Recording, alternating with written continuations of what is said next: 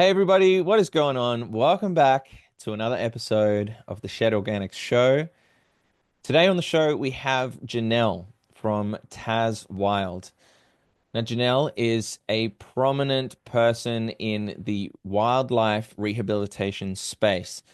She's doing incredible work and, might I add, very difficult work to go and save some of our wildlife from the impact that us as humans have. Now, she mentions in this conversation about the road toll and how many of our wildlife are being impacted by roads and cars and people that just are coming through, carving lanes through their habitat, and ultimately injuring wildlife along the way. And she explains to us what you can do if you find an injured animal on the side of the road, the people to call, how you can also get involved if you want to do this as a job or to really dive in and get stuck in and help our wildlife, not only in Tasmania, but all over Australia and all over the world. Now, she also explains what it's like as an emotional roller coaster doing this for a job, because I can't imagine what sort of situations she turns up to every week. But the strength of people like Janelle to go out and do this job has motivated me to really want to shine a light on them and to inspire more people to be able to do their part, even if it's just a little bit here and there. And as Janelle says in the conversation, just one animal over your lifetime that you can help can make an enormous difference. So if this is something that interests you, I'm sure you're going to find a lot of value from this conversation. So let's dive straight into it. Here is Janelle from TasWild.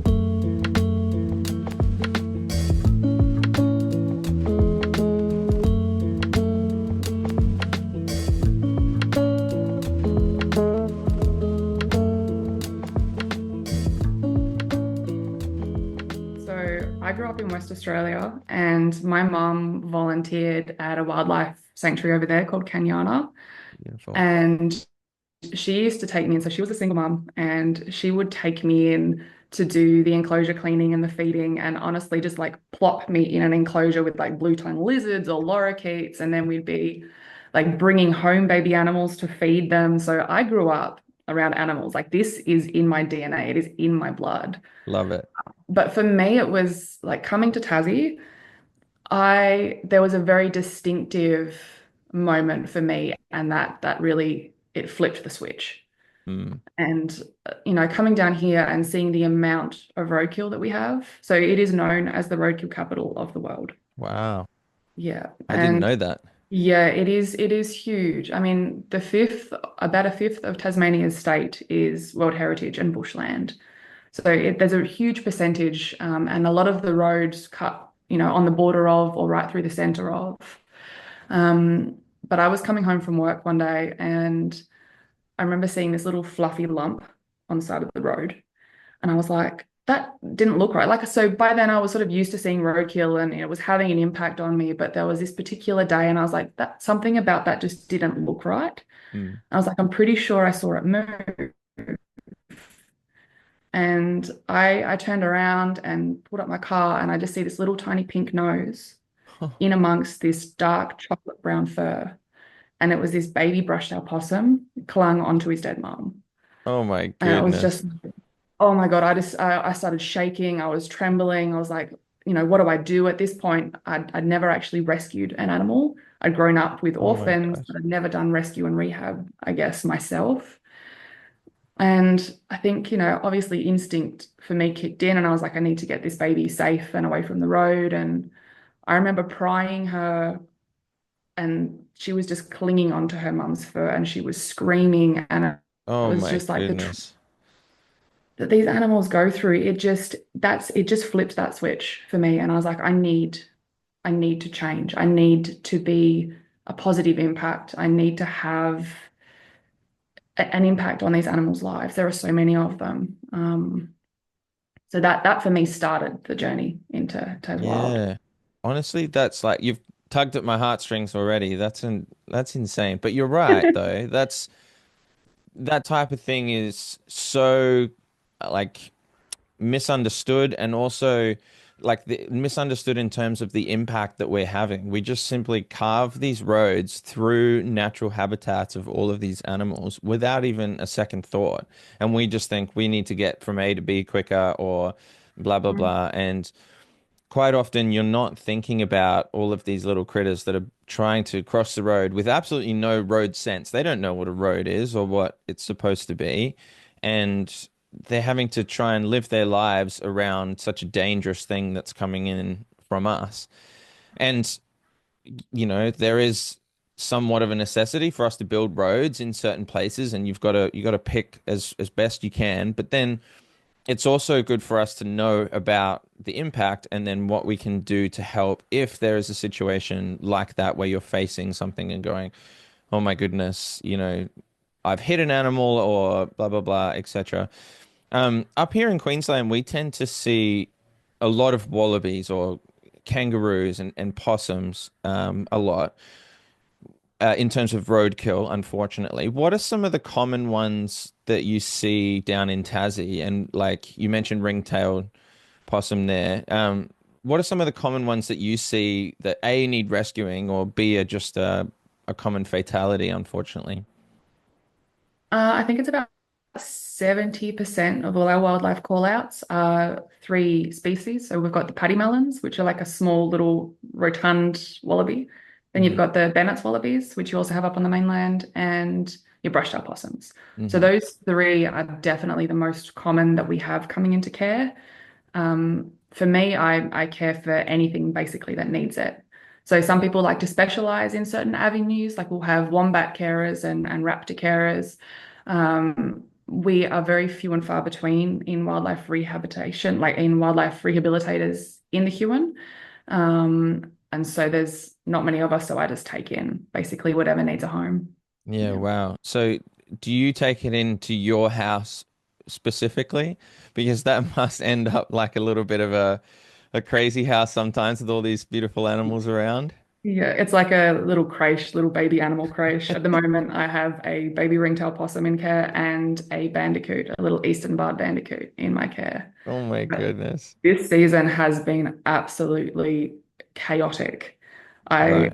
I think there was one day I had 13 ducklings, six bandicoots, wattle, but there was just so many animals, and it's just like, you're up at sort of 4:30, 5 o'clock in the morning to get all the feeds done and then sort of start work. And then, some of these creatures that I was having, so like little tiny pink bandicoots, completely furless, they need constant temperature and humidity. You're feeding them every 4 hours around the clock, Wow, that's middle of the night. incredible. It's like, Yeah. yeah, full-time mum job that you're taking on for all these different species. Yeah. How difficult is it to balance looking after different species at the same time and managing, obviously these are wild animals, so you're kind of taking them into somewhat of a, protected and unnatural cared environment for them. How do you try and make sure that they're still well adapted to go out into the wild again afterwards? That is a great question, and it's something that is it can be really detrimental to releasing a wild animal if they aren't wild.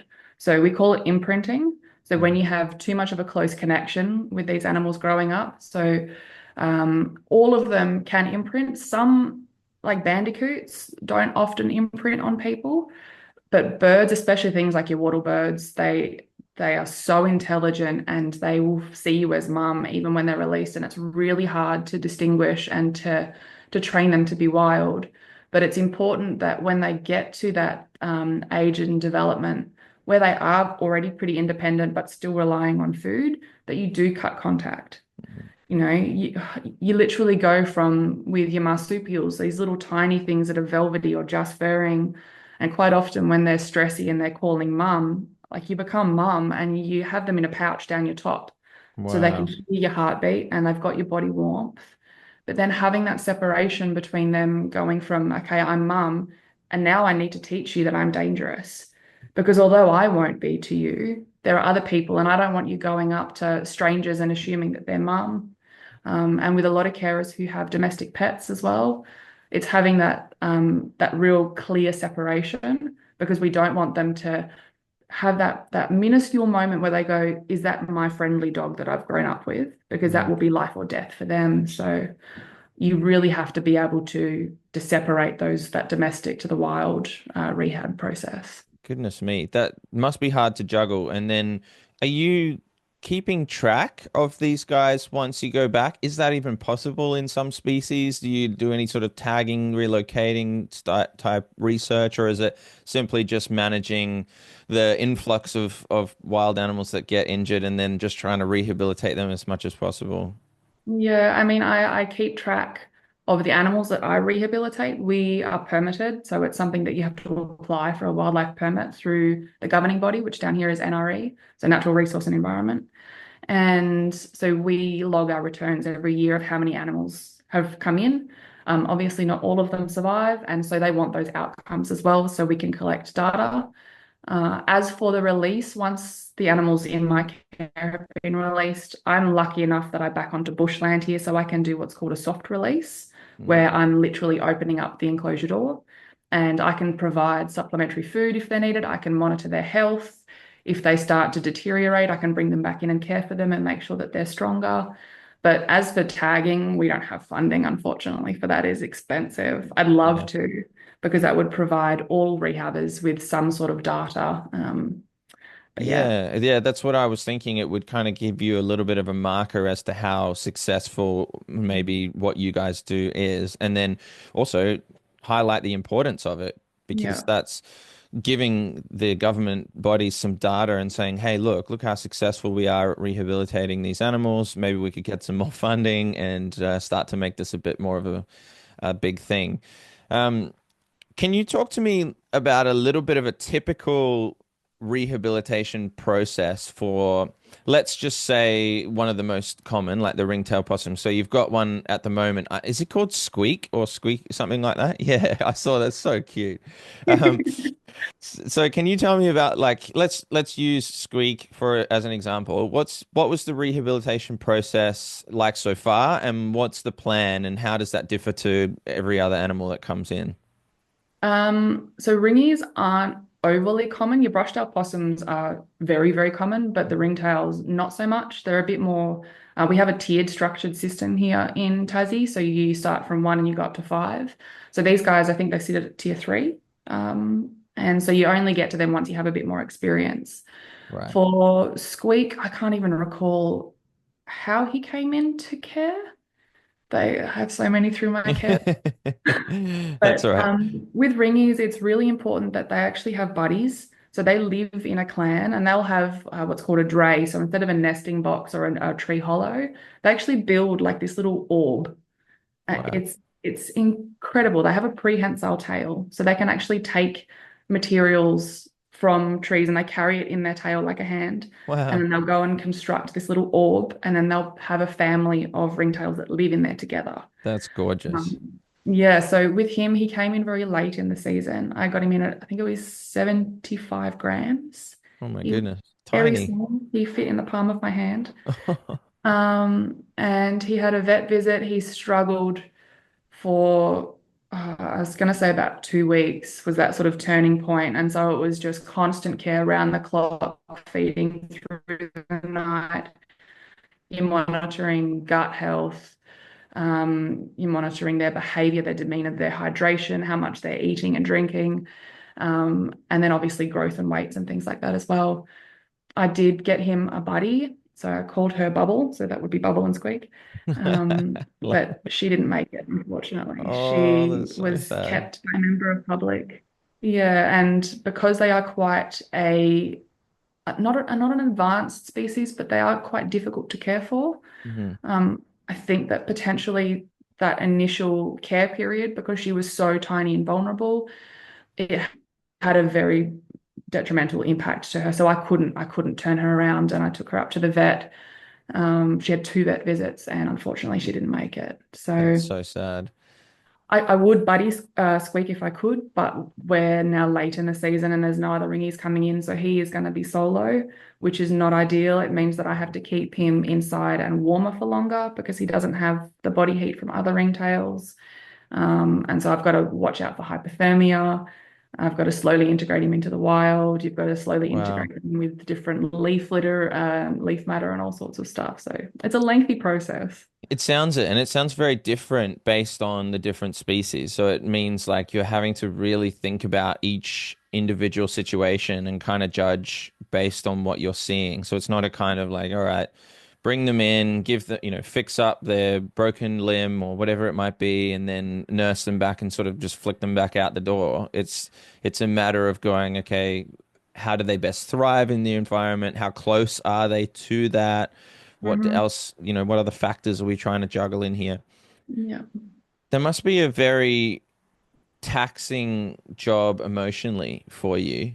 Uh, I suppose, like with anything that's really making a difference, especially when you're facing, animals that don't make it, you're battling. On one hand, you have this really amazing feeling of being able to rehabilitate an animal and rescue them from one that won't have made it without your influence, to then having one that you have to put down and you can't save. What's that like for you? What's that kind of journey like emotionally? It is hard. I, Like I can imagine. keeping it short and sweet, it is really hard. And I always say that you got to be a particular kind of person to stay with wildlife rehab for a long period of time because the amount of loss is Mm. heartbreaking. And seeing them, from that first little possum, little brushy that I pulled off dead mum's back, I named her Whiskers. Um, she thrived and survived, and she is to date the biggest brush-tailed possum I have ever seen. She was Wow. huge. And so that, that sort of keeps me going. And it's those moments that a bird that you've rehabbed takes flight. Mm. The first little hops and steps from a macropod. That's when your little possums start to climb trees and they've got that really awkward, gangly, climbing, movement. That keeps me going because it's the losses are really, really difficult. I also partake and help out with euthanasia call outs, which are Mm. really confronting and Wow. traumatic and you know, the thing for me in that process and what I basically I've come up with some rituals, and the first one is to allow myself to grieve Mm. because you can't squash that, you can't drown that out, you can't fade that. It still stays with you. It is raw, it is hurtful. But for the ones that I don't raise to rehab, the ones that die in care, the ones that I can't save, and it's understanding that you can't save them all. Hmm.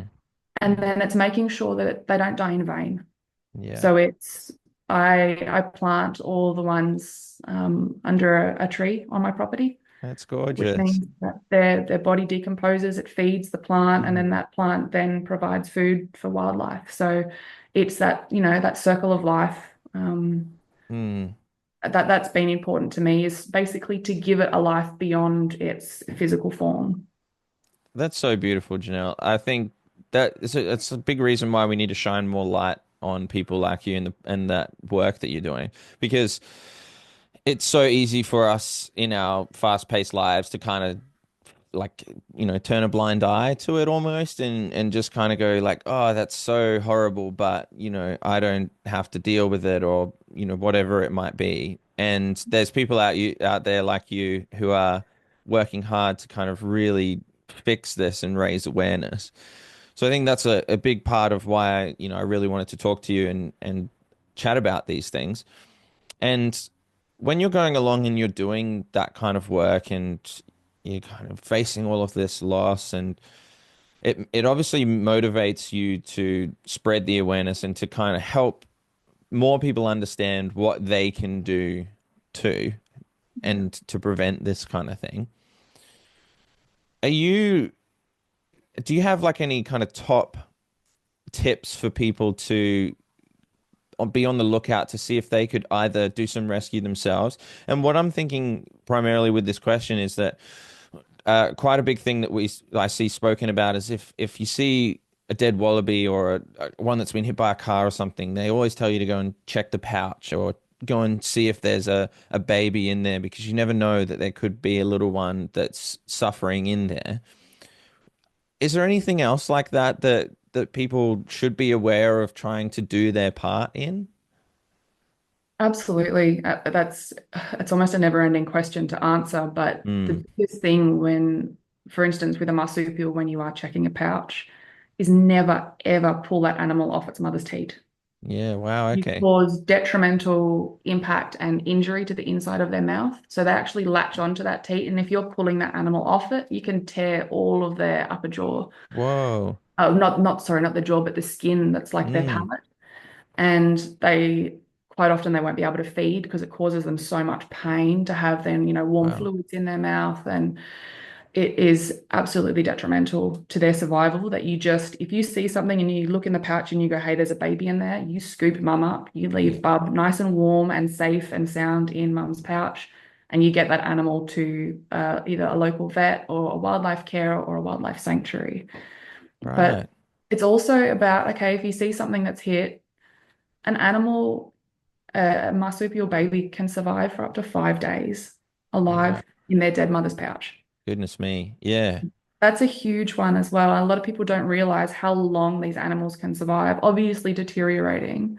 But, pulling animals off the road, so then things like your scavenging creatures for us down here, you got your um, Tassie devils, you got your quolls, you've also got raptors, ravens. If you pull an animal off the road well into the bush, it stops that secondary impact. Like the amount of animals that I have seen where you've got a wallaby and then you've got like a spotted tail quoll dead because it's also been hit. Mm. I actually rescued a spotted tail quoll the other day. Oh, awesome. Mm. Successful rescue? So, Successful in the fact that I got it out of the quail enclosure it had gotten itself into.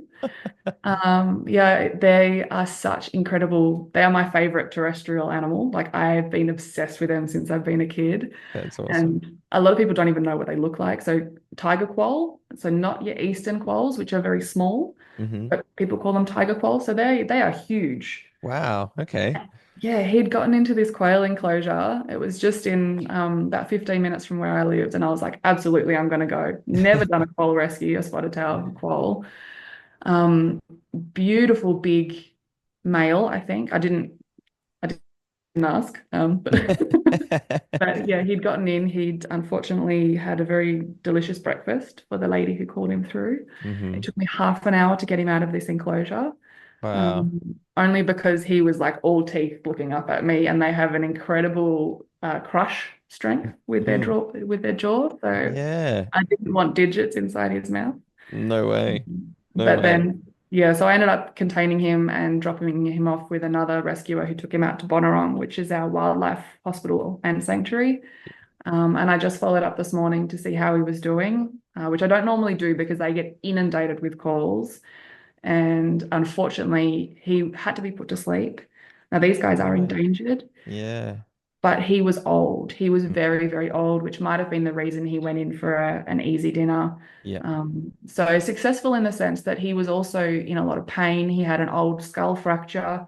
He Wow. had bone disease. I think Mm. they said he had cancer as well. So we helped in a sense that he wasn't prolonged with that suffering, which a Yeah. lot of these even euthanasia call outs, that's what that's about. And that's what you have to remember is that we are taking on that pain so they don't Mm. have to suffer anymore. That's such an important point because it is the nice thing to do. So many people like get stuck with this with their own pets and everything where it's like Yeah, they just want to hold on that little bit longer and have these guys a little bit longer in their life. But yeah, it's that tough decision where you kind of just go like, look, this is actually the kind thing to do is to really help them with their pain.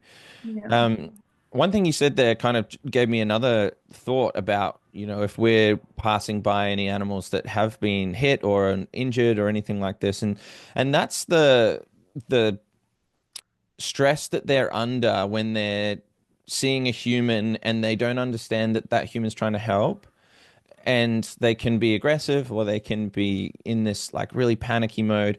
For instance, a story that I have shared previously is that I was just off on a little bushwalk and I saw this very, very injured lorikeet that was not doing very well. He'd obviously had a lot of his feathers pecked out and all of this type of thing. So poor guy was suffering. And I was trying to, get him so that because he would climb up the tree and then was so wobbly that he kept falling off his perch. And I was trying to be as calm as possible to try and collect this little guy to go and look after him. But every time I'd go near, he would freak out and I was scared that he was going to injure himself again. Yeah. Luckily, what I managed to do actually was kind of just gently throw a towel over him, and that kind of cushioned it so that I could pick him up. But it really made me think, rescuing, certainly something like you just said, where these teeth are coming at you. It's kind of like, how do you try and convince the animal that you're trying to help them? Yeah, it's a you can't with a wild animal. Like I've attended some horrific rescues. And like you've got wallabies that have their back and both back legs broken and they're still trying to claw themselves away from you. You've Oh got possums with eyes hanging out of their heads and they're still trying to climb up a tree. Like it is horrific. You my can't. gosh. So for me, it's that I stand back from the situation and assess from a distance. And that's really important because then you might see that and go, okay, this animal's got a broken back. It can't hop away from me. But if you're standing back, you can assess that. You can calm your nervous system down too, because I still get nervous every single rescue I go to. I've got that sort of fight or flight, that adrenaline. So Mm, if you can take a minute or two just to calm your nervous system down, the animal's going to pick up on that as well. So if you're mm, calmer going into the situation, like you've just said, then you can go, okay, what do I need to do here? What's the best way that I can do this as quickly as possible and as swiftly as possible? So not, dropping stuff and making loud noises. And it's mm. really about being swift, precise, calm, and moving with intent. Yeah, that's right. And are you on your own a lot of the time, or do you have help? No, just you. Yeah. Wow, wow, wow. And have you had any dangerous encounters where you've kind of had any dangerous animals to rescue, or any time where you're trying to avoid yourself getting hurt or anything like that? Look, all roadside rescues are dangerous because, like, quite often you're on the side of a highway. I went to pull an echidna, like a live echidna, off a very, very busy highway, and I went to pick him up, and the truck saw me, and it didn't even slow down. And Wow. I was just like, that's obviously dangerous. I've Yeah. gone to rescue a platypus, which had like I don't even know what it was, a string or fishing line or something around like its throat. Dangerous because Goodness. they're venomous, Hmm. obviously. You don't want to Yeah. get stung. I've had big wallabies that can still like fight and kick, and Mm. possums that can bite. Like the quoll the other day with, very Yeah. strong crush capacity. They've all got they've all got their things that you have to be aware of. So it's like educating yourself on the process. And we are super lucky that, Bonorong are amazing. And if you've never attended a rescue of a specific animal, like with a quoll for me the other day, they're like, just give us a call when you get there, let us know the situation, send us photos and videos, and we'll talk you through what you need to do. Awesome. Yeah, and so it's like they want you to obviously be safe and they want the animal to be as less stressed as possible. So having that experience on the other end of the phone, and that would be the same for people, like just day-to-day members of public. It's like if you know someone who's a rescuer, call them up and be like, "Hey, I've just found this wallaby. What do I do?" Yes, yeah, exactly right. And having those people that you can sort of trust and call, and they want to help as well. They're Yeah, trying to do the right thing, yeah. which is really wonderful. Um, so in terms of like we spoke about roadkill and how the roads and the road toll is probably one of the most prevalent for you in terms of rescues. Are there Yeah. any other situations where we have an impact as human beings, or even, I guess, things like our climate? I'm thinking even things like where ecosystems are being damaged from pesticide sprays and uses and chemicals and all of these types of things. What are some other ones that you're seeing that are having an impact on animals and needing rescue? The biggest ones that we are seeing as a collective statewide is, so road trauma is probably the biggest. And then you've got domestic pets. Yeah, wow, okay, yeah. And huge. So dog attack and cat attack and toxoplasmosis, so disease. Hmm. So they play, I'm going to take a stab at probably 80 to 90% of the call outs that we get. Really? Oh my goodness. And Yeah. that's obviously just, they've wandered into someone's yard or something where a domestic dog is, or someone's, got them off leash at the park or whatever it might be. And plenty of these dogs, that's very much in their nature to go and want to chase these things and do that kind of thing. I mean, we have a pure black German Shepherd that looks like a wolf, and he has a very strong prey drive. But we have Mm. to be so vigilant that no birds are to be chased. He can chase his toys as much as he likes, but Yeah. not any of the birds. And like we have chickens and ducks, and having them all roam around together from an early age was pivotal in that. And trying to, if there's birds coming in, it's sort of really strictly teaching them. So I can imagine that with a dog or a cat that has this instinctual prey drive and you're not watching, they could very easily go and do some damage. So is there Yeah. anything apart from training? I'm not sure how well you can train a domesticated cat because they're pretty instinctual, but apart from sort of training your animals and these types of things, what are some other things that people can do to kind of prevent this or to, um, yeah, try and do their part as much as possible from home, not only in pets, but other things as well that you mentioned. But keeping your cats inside, Yeah. it is such a big thing. It's like I have witnessed way too many infections from cat bite. And the thing is with the shape of a cat tooth, once that goes in, quite often that wound is so small. And when you're looking at an animal that has really thick fur, quite often the actual puncture marks are missed. And so what happens is that tooth goes in, comes back out, and all that bacteria stays under the skin. Mm, And that animal, it is so important that anything that comes in via a cat bite goes straight to the vet because it will need antibiotics. wow. So the biggest thing for us is like especially keeping cats inside. Mm, But it's also stuff like baits. So a lot of people want to bait and get rid of mice and rats. mm, And secondary poisoning is huge for our raptors and owls. So you can yeah. actually buy wildlife safe baits. Um, Interesting. yeah, so at home here before I've used it's a Bayer, Bayer, and there's another one, I can't remember what it's called, but they don't have or they minimize secondary poisoning. So anything like an owl that picks up a dead rat that's eaten this stuff is less likely to have that influence, that effect from that poison. That's such a really interesting point because I personally wouldn't have thought about that. And you obviously want to control certain things with rodents. If you've got a rodent problem, you want to do something about it, but you're not thinking about how that then impacts the other wildlife outside of that. And And snakes as well. Snakes are, yes, they're always like they're ingesting rats and mice, and they get that secondary poisoning as well. And they are a vital part of our ecosystem. A lot of people don't like snakes because they're scared of them, but but they play a role. They play a role. yeah. That's so important. Okay, that's really interesting. Have you like done any roles with doing any education for people or the organization you work for or anything like that? Are they offering, is there any resources is kind of what I'm thinking of how people can go and learn more about these types of things or like websites to go to or workshops where they can come along and be involved in helping you and volunteering for the day. I presume that people they're always asking for more people to go and rescue. Always. Yeah.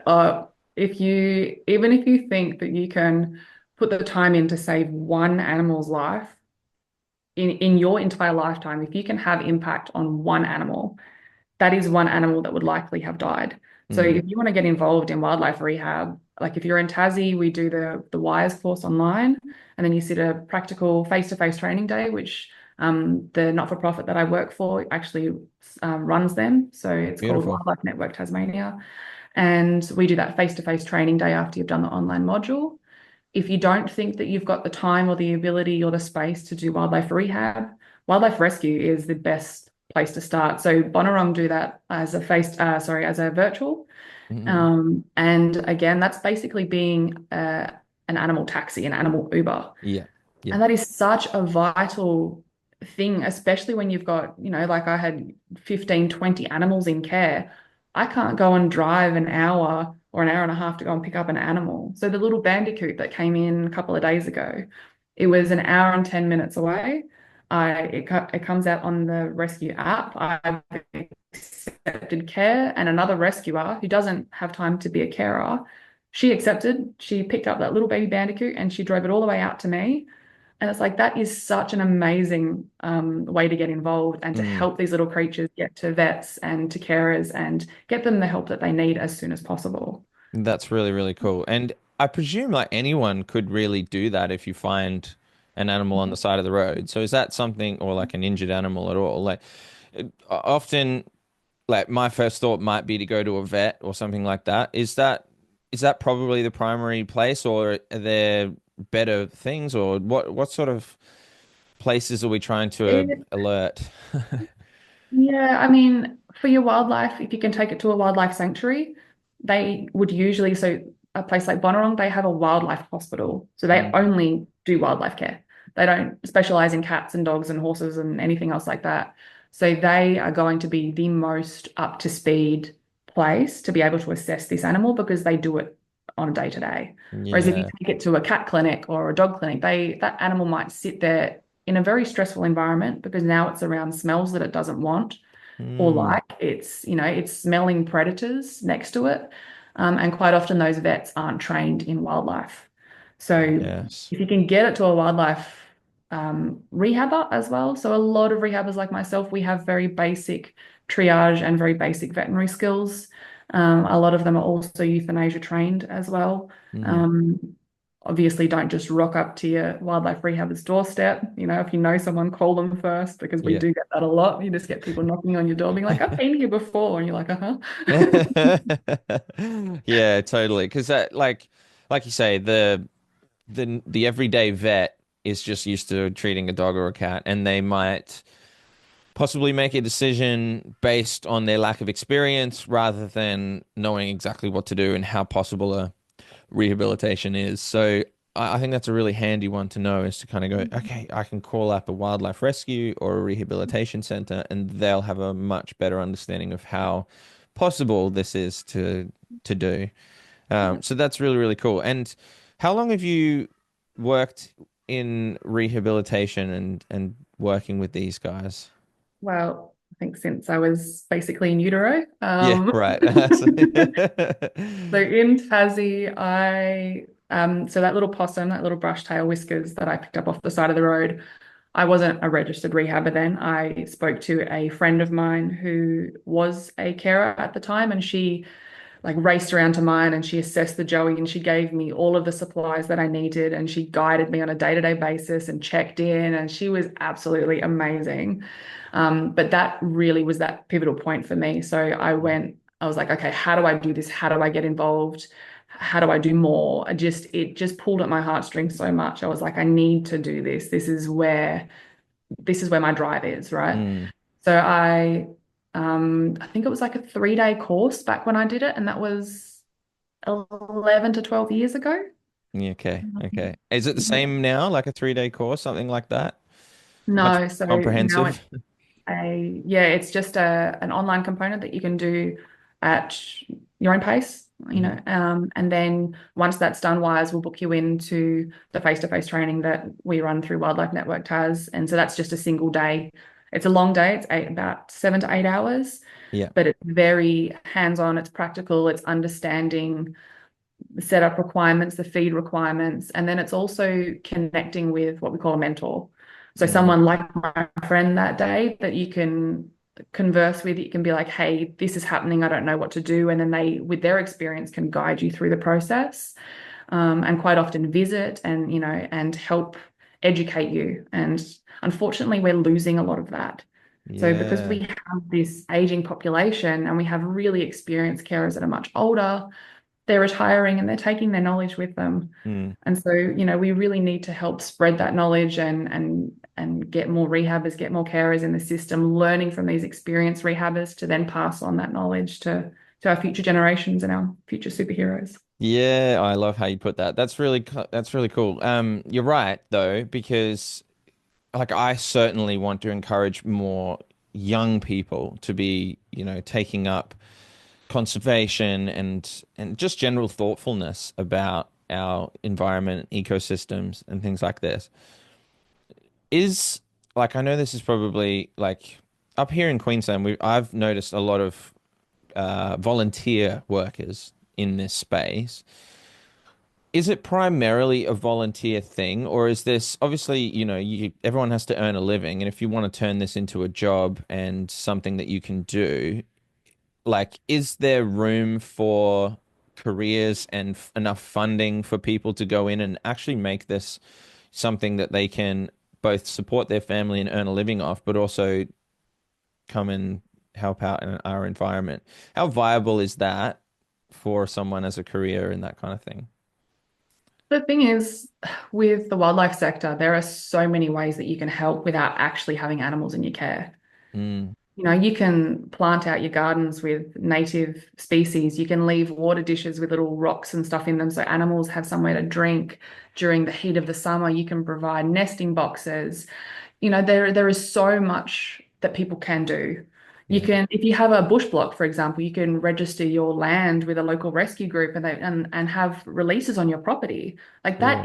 that is huge, and we are lacking that in Tassie. And that's something that I'm hopefully working on with the not-for-profit that I work with, is having this land registry that carers that are in suburbia, for instance, and they might work part-time or be at uni and they're taking on one or two animals, but they don't have acreage. And Mm, so connecting them with people who have land, and they're like, yeah, go and pop some, little enclosures up or some nesting boxes, go and dump your animals at my place. You yeah. know, that is a really viable, really essential part of what we need. But Mm, as for funding, look, there's lots of grants. There's Wise have grants. What are the other ones? There's several different organizations that provide some sort of money. I've currently got a food grant from Wires. So we then register with a company called Newcraft, and any food products like formulas, insectivores, hand rearing mixes, it's all we get like I think it was about $700 for the year, yeah. which it's huge. It helps. Yeah. And so that then obviously we don't have to have that out of pocket because it is volunteer. Mm, That's what started my journey with TasWild. yeah. Was I was working part-time. I was working for Parks and Wildlife, and I was trying to rehab animals because that's really where my heart was. And I was getting to that point where I was trying to pick up more shifts, but then I wanted to take more animals because that's, where my drive is. And I was like, I need to move away from working for somebody else so I can put my heart and soul into what I believe and what I love. And so I made a coloring book. So back in 2016, that was my first product. It took 2 years for me to That's draw so cool. everything, digitalize it, to have it published and printed. And it went from there. I was like, okay, what else can I make? Yeah. And, like, I'm not the kind of person, I hate asking for donations. Like I'd not say someone like, give me money. I was like, okay, what can I do? What can I make that people would want to buy that would Mm. help me with my wildlife rehab? And so that's where TasWild was born. That's beautiful. That's really entrepreneurial, as you say, like because, well, my thinking goes straight to like, we want more people doing this, right? And a lot of what's stopping people is a general cost of living. And like you were saying, that balance between, hey, like this is something I'm really passionate about and I'm being drawn to. And often, as is in your case, you're very good at it and you're very willing to go out and spend a lot of time and effort on it. So it makes sense to me that government funding should be put towards paying people to incentivize them to come and do this kind of job where you're not having to go, hang on, how do I, get some more funds for these guys? I'm going to have to try and invent this or bring out this, which I'm going to put the coloring book down in the link. So if you can send me that link, I'll make sure I link it for everybody because that would be really cool. And anything else that we can support you with. But yeah, it just makes me think like obviously it is a lot of volunteers and that's such a wonderful thing, and as you say, so many people can do such small little things at home to kind of really help the whole situation at large. But I'm just thinking, people like yourself need to be able to be looked after so that they're not worrying about how do I keep food on the table for my family, and also I've got to buy feed for these animals. I'm up at all hours of the night feeding them and all of this kind of Yeah. thing. It takes a special kind of person to do that off their own back, doesn't it? It certainly does, and and that's why I said it's not for everybody. You do have to be a special breed of crazy, I call Yeah. it.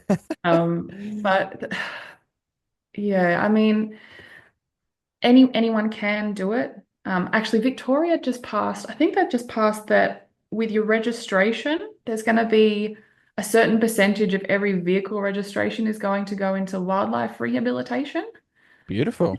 I don't know if they were petitioning for it and if it got passed or not, but what an amazing idea, Mm, considering that most of the wildlife that comes into care is through road accident, at least having a very small percentage, even if it is a couple of bucks or road tolls, anything like that, going into that rehabilitation sector, yeah. it's all going to help.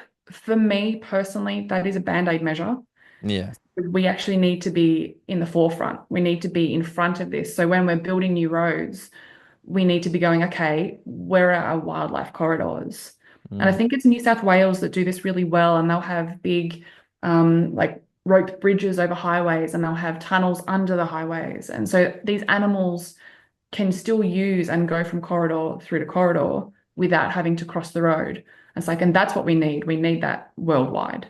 yeah, you're absolutely right. I've seen that happen. I can't remember the country over in Europe where they've got these essentially just like nature bridges where it's a bridge that it's full of bushes and trees and everything and it's designed for the animals to cross over, which is it's a much more integrated kind of approach. And in Queensland we see plenty of these possum bridges that go across. There's actually quite a few, which is really heartwarming to see. Yeah. And having these, the passes where they can go through. So having that thoughtfulness is something that you can really do in terms of from a top-down approach. But it doesn't seem like a top priority still in terms of where the funding is going. And I guess more awareness creates more people talking about it, a bigger demand, and then we have more pressure on those people that can make those decisions for us, right? Yeah, and just spreading the word. The thing is, the more people that are talking about it, like you're saying, it's the more awareness, it's that compassion, and a big one is raising future generations to be our next superheroes. Mm, It's teaching them compassion, it's teaching them to care, it's teaching them to think about something other than themselves. It's about being one with nature, not separate from. I love that. That's exactly right. And bringing, like yourself, maybe how you were brought up in just being plonked in a cage with lizards and all sorts. Like that obviously has an impact, right? It It does. brings you into this kind of cycle with nature where you're appreciating the small things, you're noticing, you're able to read what's going on in each situation. And I think that's really, really vital. Um, Look, one thing I want to touch on before we sort of wrap up is have you done any of this work in anywhere other than Tasmania? And how do you find, like, if so, or even just from knowing about it, how does Tasmanian wildlife differ to the rest of the country? And I know there's plenty of like endangered species down there, and it's a very different climate to the rest of the country. So, what are the differences, and how can we best look after our Tassie wildlife as opposed to maybe general mainland wildlife we see over here and up in Queensland? Um, well, it's different because we don't have, other than introduced species, we don't have a lot of predators for our native wildlife. So we don't have foxes, for Mm, example, which are huge predators on mainland wildlife. Um, it's a hard question because I think that we need to take care of all of the animals, like Australia-wide. I'm looking at expanding my business up onto the mainland to cool. have impact up there as well and to help spread awareness and I don't know, just get the message across. But yeah, I think that it's not just that segregation of Tassie versus Australia. I say Australia like we're not part of Yeah. it.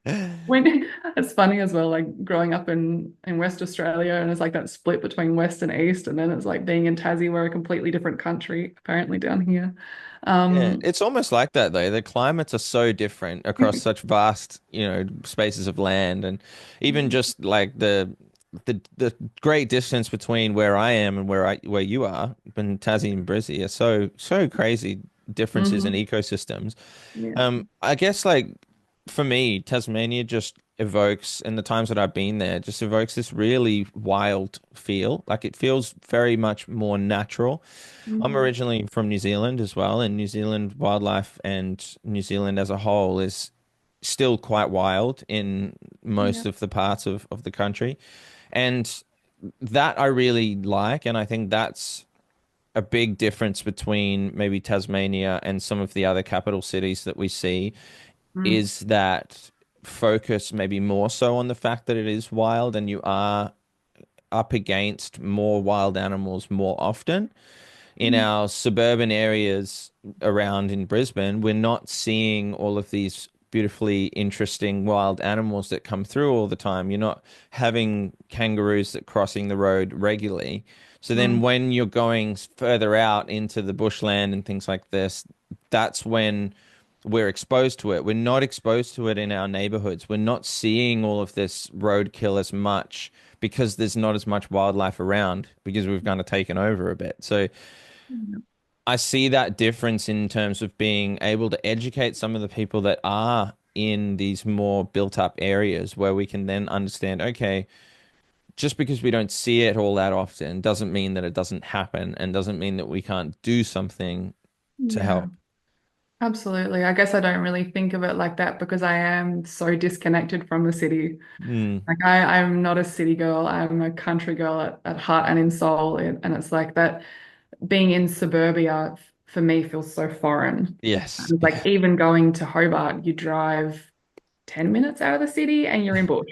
So Yeah. it is, like you're saying, it is much, you have this sense of this wild state. Mm, And that's one of the big reasons that I was drawn to Tassie is it's beautiful, it's wild, there's so much forest and bushland, and there's obviously the ocean and rivers and waterways, and it's being in touch with nature. It is slowing down. It is, I guess the biggest part and play for me is stepping back and taking in and being curious about what is around you. And if I could give advice to people who wanted to connect with nature, it's like if you're in suburbia and you don't have that ability to, you can't go out into the bush, even just laying on the grass in a local park, watching the birds, the ants, looking up mm. at the clouds, like just slowing down and taking it in and being aware and living with purpose and with care. That's beautiful. That's exactly right. You're spot on there.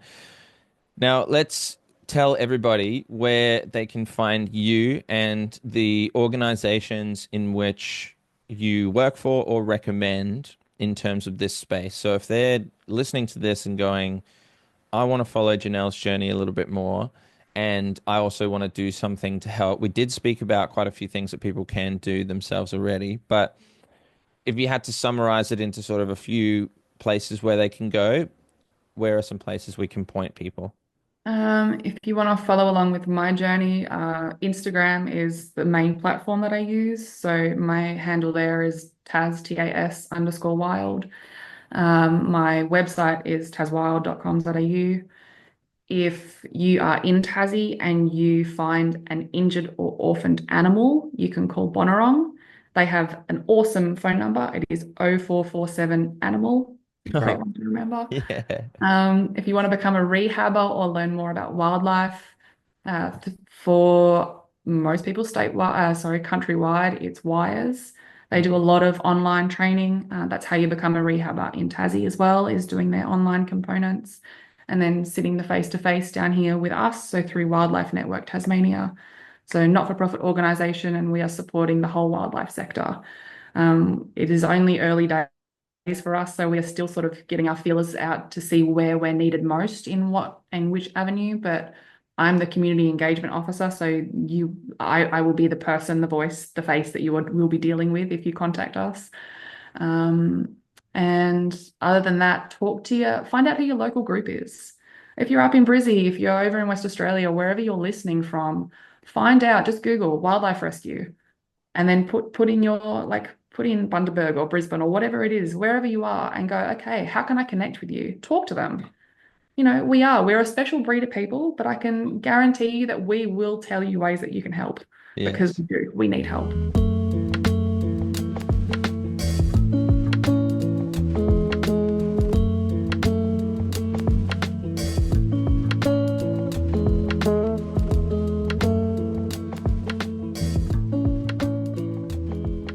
And there we have it, ladies and gentlemen. Thank you again to Janelle. I think the work that she's doing is paramount in today's age, with so much impact from our growing populations and our modern world that unfortunately, as we become so disconnected from nature, we are not even taking a second look at the impact that that's having on our wildlife and our ecosystems. So hopefully today has inspired you to really look deep inside, look around you and notice what is going on and how we can make a difference with our native wildlife, and not only our native wildlife, but our introduced species and wildlife in general. So please go and check out all of Janelle's links. They will be in the description below, and as well as hopefully her coloring book, which you can purchase. It's going to be an easy way that you can get some fun in some coloring for either you or your kids or something like this, and also do something to support saving our wildlife. And if that's all that you can do, then that is still an enormous help. So thank you very much for listening and for watching and supporting the show. Remember, a review of any kind on any of the platforms is such a huge help to this podcast. It helps show up in more people's feeds and suggested to more people so we can inspire more of us to understand these topics and to really, really do something about our wildlife conservation, our rescue, our awareness. So thank you very much for your support. Thanks for listening. And I'm very excited to see you again next week on another exciting episode. Take care.